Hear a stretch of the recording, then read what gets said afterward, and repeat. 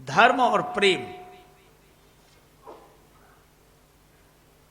हम लोग अपने प्रेम के कारण आज धर्म का त्याग कर देते हैं। प्रेम के कारण हम लोग धर्म का त्याग कर देते हैं, और पुराने समय में लोग धर्म के कारण प्रेम का त्याग कर देते थे। धर्म रखते थे, प्रेम नहीं। आज प्रेम रखते हैं, धर्म नहीं। कौशल्या जी के सामने एक ओर तो राम जी का प्रेम है, और दूसरी ओर राखूं सुतई करऊं अनुरोधु, धर्म जाए अरु बंधु विरोधु। धर्म चला जाए। पहले तो कौशल्या माता ने कहा कि अगर पिताजी ने कहा है तो मैं माता हूं, तो जनी जाहु जान बड़ी माता। माता की आज्ञा पिता से बड़ी है, इसलिए माता की आज्ञा से तुम वन में मत जाओ। लेकिन जब राम जी ने कहा कि कैकेयी माता ने भी कहा है, तो कौशल्या जी की जगह दूसरा कोई होता तो यही कहता कि कैकेयी कौन होती मेरे बेटे को वन भेजने वाली। लेकिन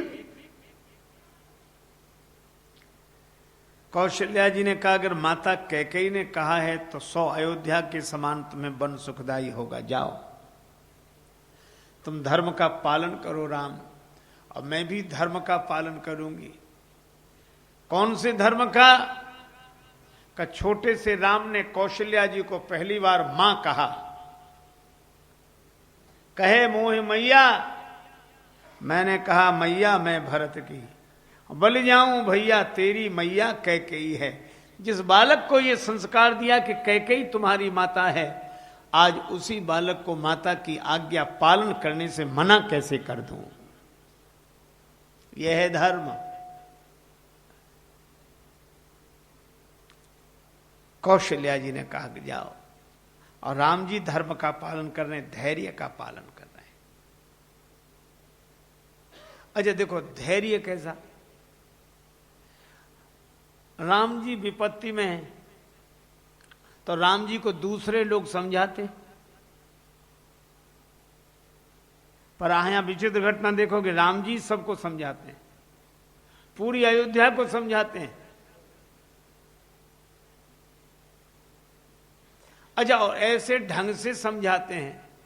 कौशल्या माता से कहते ज्यादा दिन थोड़े ही जाना है वन में। अब क्या झूठ बोले, 14 वर्ष जाना था, तो 14 वर्ष अगर कह दें तो सत्य बोलना जाएगा। लेकिन राम जी ऐसे ढंग से बोलते हैं कि असत्य भी नहीं बोलते, संख्या भी पूरी होती है। उस संख्या को 2 भागों में विभक्त कर देते हैं। कहते हैं माता कौशल्या जी से कि ज्यादा दिन नहीं जाना, बरस 4 ही 10 बास वन, 4-10 वर्ष के लिए वन में जाना है। अब आप हिसाब लगाओ, 4-10 होते तो 14 ही है,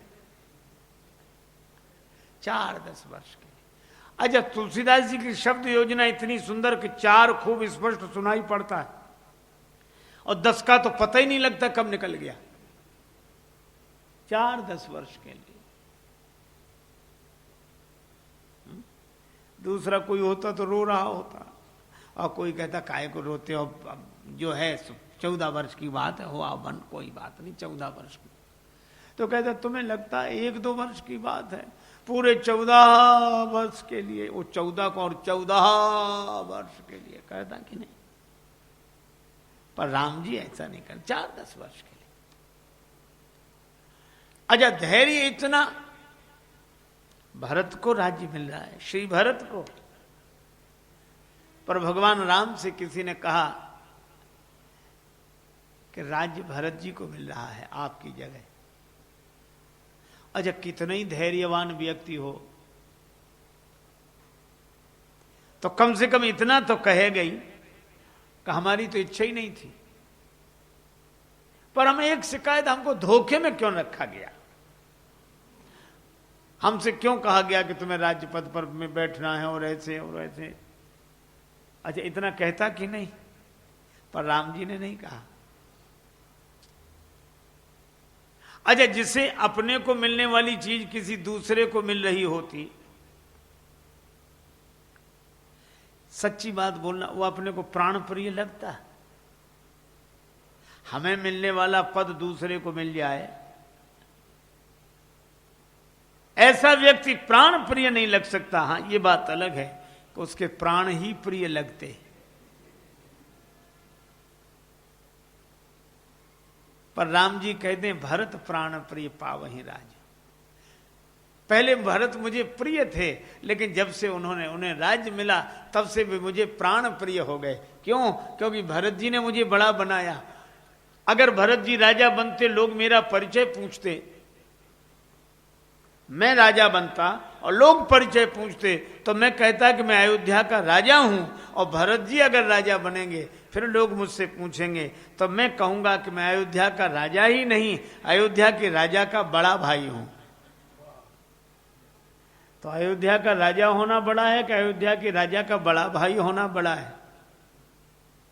तो भरत ने तो मुझे बड़ा बनाया है। यह है सोचने का ढंग। देखो, रामचरितमानस के प्रसंग केवल सोचना सिखाते हैं कि हम कैसे सोचें, हमारा सोच कैसा हो। एक आदमी मिट्टी के बर्तन बना रहा था, चिलम बना रहा था। उसकी पत्नी ने कहा कि चिलम काहे को बना रहे हो? कहा आजकल पीने वाले तमाकू, गांजा और क्या क्या पीने वाले बहुत हैं, चिलमें खूब बिकेंगी। पत्नी ने कहा जून का महीना है, सुराही बनाओ। वो सुराही बनाने लगा तो मिट्टी से आवाज आई कि पहले तुम हमें कोई और शक्ल दे रहे थे, अब दूसरी शक्ल दे रहे हो। उस कुंभकार ने कहा कि अब हमारा विचार बदल गया। मिट्टी बोली तुम्हारा तो विचार बदला, हमारा जीवन बदल गया। अगर चिलम बनाते तो आग रखी जाती, हम खुद भी जलते, दूसरे को भी जलाते, लेकिन सुराही बना दिया तो जल भरा जाएगा, हम स्वयं भी शीतल रहेंगे, दूसरे को भी शीतलता प्रदान करेंगे।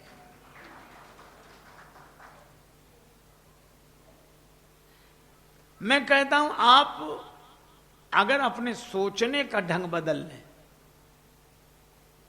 एक आदमी को आदत थी, बड़े उच्च कोटि के ब्राह्मण देवता थे, बड़े प्रतिष्ठित थे, जगह जगह जाते थे अनुष्ठान आदि के लिए। उनका रसोईया साथ में रहता, वो भोजन बनाता। और किसी दिन रसोइये ने गड़बड़ भोजन बना दिया तो दिन भर नाराज होते, भोजन बिगाड़ दिया, ऐसे ही बनता, भोजन बिगाड़ दिया, वो ऐसे ही। वो बेचारा क्षमा मांगता। और दूसरे दिन संयोग से अगर अच्छा भोजन बना दे तो और ज्यादा नाराज होते थे। दूसरे दिन प्रसन्न हो तो कहते थे जब तो इतना अच्छा भोजन बना सकता था तो कल क्यों नहीं बनाया था? अब बोलो इसका क्या उपाय है? एक आदमी को कमी निकालने की आदत, हर चीज में कमी निकाल, कोई भी हो। अभी किसी ने कहा कि क्या बात है, बहुत बढ़िया, क्या बढ़िया तबला बजाया उन्होंने, बहुत अच्छा, आनंद हुआ। तो जिससे कहा वो क्या कह रहा है? जब किसी योग्य अनुभवी आदमी ने कहा कि बहुत अच्छा तबला बजा है, तो वो क्या कहते? हमने सुना ही नहीं, हम कैसे माने? अरे तुमने तो नहीं सुना, लेकिन एक अनुभवी आदमी कह रहा है, उसकी बात भी तो मानो। हमने सुना ही नहीं। उनको कमी दिखाई देती सब में। कभी किसी की बात को ठीक ढंग से माने ही नहीं। लोग परेशान हो गए कि ये बहुत कमी निकालता है। एक बार कहा कि इससे पूछ कर ही हर एक काम करो, और उसी को बिठा लिया, और उसी से पूछे ये करें, हाँ करो, ऐसा करें, हाँ ऐसा करो। पूछ पूछ के सब काम किया, आयोजन बहुत बढ़िया हुआ। अब लोगों ने उनसे कहा कि अब तो कोई कमी नहीं रही। अब वो कमी बतावे तो उन्हीं की कमी होगी। अब कोई कमी तो नहीं रही तो क्या बोले? कहा कमी तो नहीं रही, लेकिन इतना अच्छा भी नहीं होना चाहिए जिसमें कोई कमी ही ना हो। अब ऐसे सोचने वालों के लिए क्या क्या किया जाए? तो मुझे नहीं लगता कि उनके जीवन में इतना दुख है, पर ये सोच सोच कर दुख उत्पन्न किया।